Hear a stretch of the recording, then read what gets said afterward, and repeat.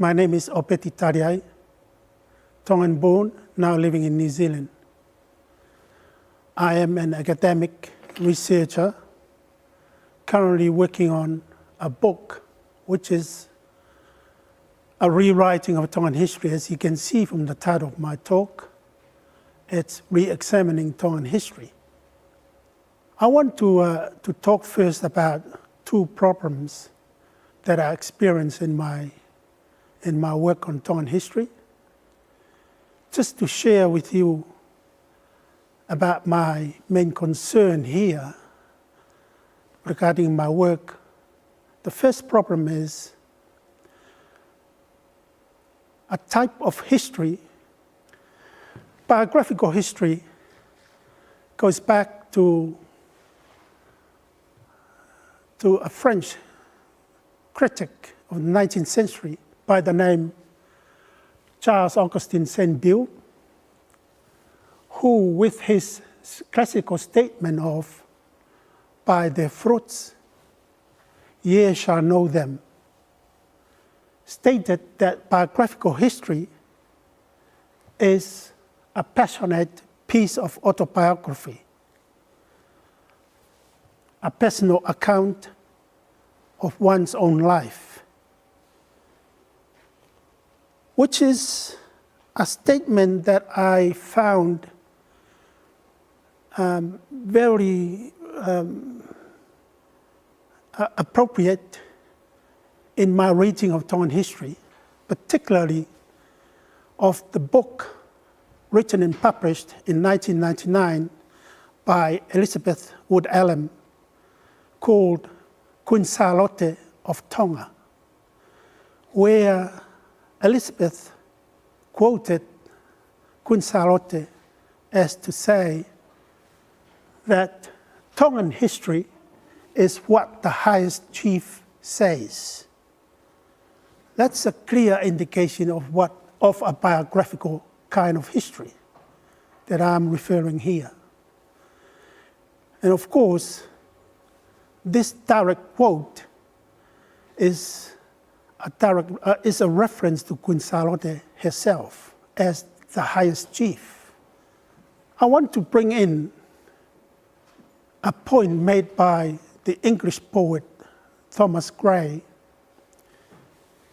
who disputed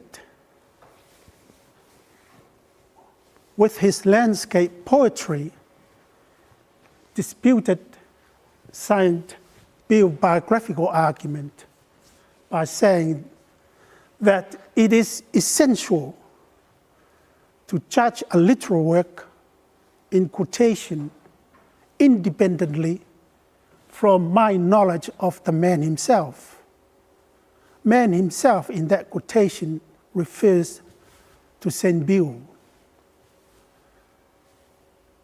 Thomas Gray emphasized that we, historian or critic, need to produce certain intellectual and emotional effects on a reader. Let's sum up briefly that point on biographical history. The other point that I want to mention is this problem regarding oral and written history. I am reminding here that Tongan history or Tongan way of thinking is still very much poetic. By poetic, people still think in a poetical way, even talking, rather than going straight to the point, which is the scientific characteristic of language. English is an example. Tongans tend always to go round the point. By mentioning the oral history, also reminds me of Queen Charlotte in her later book, compiled together with this English historian, Elizabeth Bott,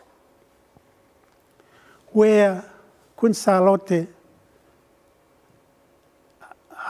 reiterated this biographical type of history that she is trying to emphasize. In that book of Queen Charlotte with Elizabeth Bott, she starts the book with a genealogy of herself and her family in Tonga. And goes on to say that with that genealogy, Tongan history starts from there. So she's referring here, this genealogy refers to Tuitonga Urakimata. And from this Tuitonga right down to the present is the Tongan history. She is cutting off the former part of the history of the Tuitonga before Tuitonga Urakimata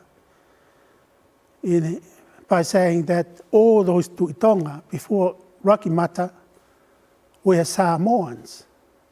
Not only that, but they lived most of their life in Samoa, traveling back and forth, Samoa and Tonga. Whereas Urakimata was the first Tuitonga to stay input in Tonga, built this empire of Tuitonga Empire up to today.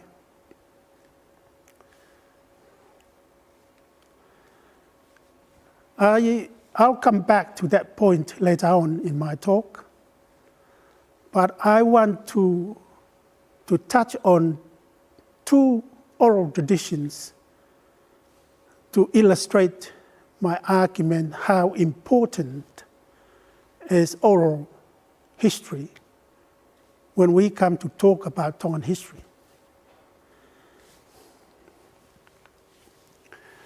The first tradition that I want to touch on is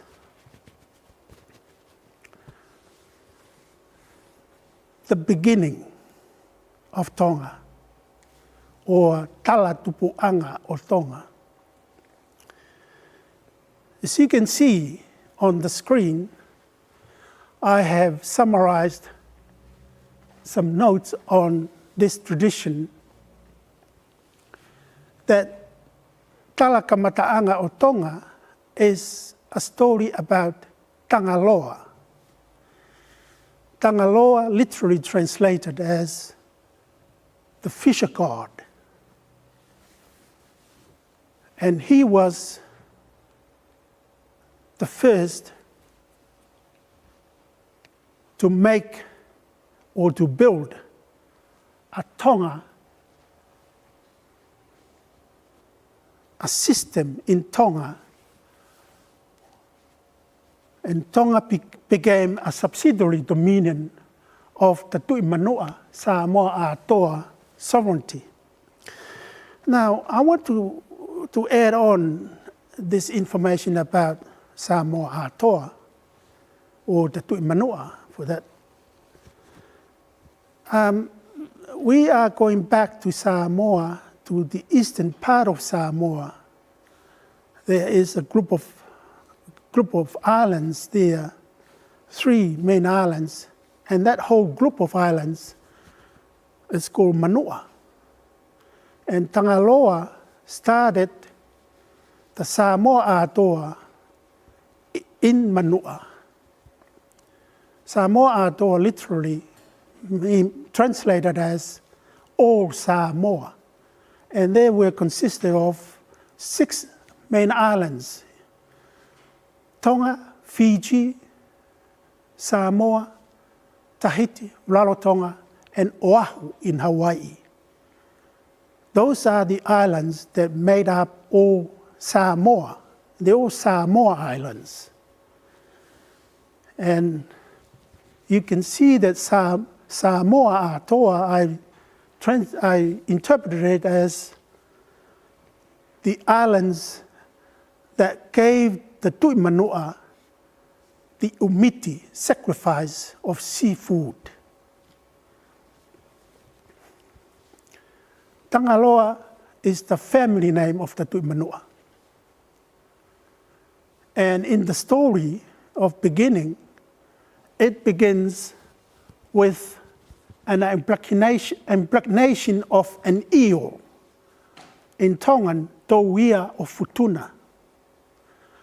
It set up the story with a fish eel that was impregnated, and she later gave birth to 4 sets of mixed twins. Mixed twins, the male, female, the 4 pairs. And in turn, these 4 pairs entered into a relationship, incestuous relationship, where they produced the Tangaloa family, one of them. Now, the important point that I want to touch about from this story is the creation of the social political status of fahu in Tonga. And this story here of the beginning is about that creation of the fahu social system. Fahu is very central in Tongan society, and who is regarded as the highest rank position in Tongan society. And fahu refers to the sacred royal blood of Tangaloa, which is known in Tongan as Totoi Eiki. And it is supposed to contain within the family. And how to do that is done by incestuous, in an incestuous way. This Ao'etu is said to be the first putative to Tonga, but really it's about the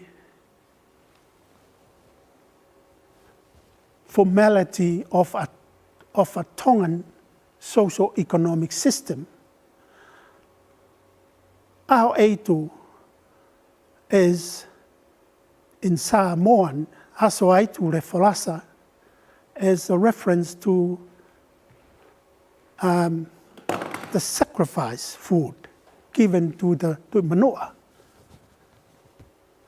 And Tuimanua in that story of Ao'etu is also known as Lefolasa.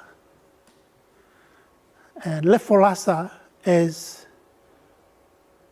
associated with the appointment of the 3 main titles in the beginning of Tonga. And they are the Tuitonga, kingship title, and the 2 advisory supporting houses, Tuiwhareua and Wharewha. So, together with this tradition of Ao'etu and the Talaka Mata'anga that I talked about earlier before, together these 2 traditions are the foundation, set up the foundations of Tongan society that we know today. Still practiced today in Tonga, the incestuous relationship, mainly, especially in the royal family and the chief of Tonga, they intermarried one another.